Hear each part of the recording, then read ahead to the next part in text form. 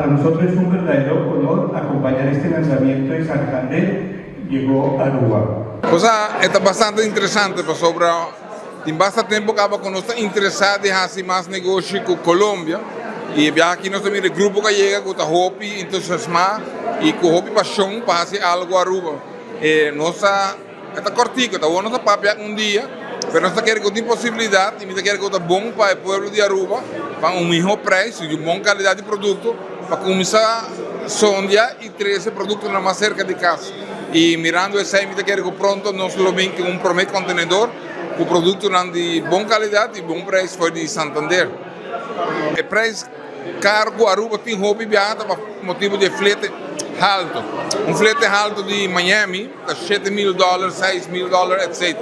Pero de Barranquilla ou Santa Marta ou Cartagena tem melhor preço. Se tem bom produto, o preço de frete é barato e o produto você comprar no preço bastante razoável, é lo seguro está melhor para o consumidor, claro. Agora, ele sei também, tá bom que eu mencionei, nós vamos viajar, nós como comerciantes, não tá assim nos best, agora vou chegar, não tem problema com gezondheidsdienst, com douane, etc, etc. Vamos esperar que isso aqui está smooth, eu espero que não haja assim huiswerk também, para nos por vai para o next step, que está fazer importação de verdade. So, hoop ainda está bem, hoop ainda está papia, mas nada está concretizado, para motivo que agora, quando há obstáculo, não está stop.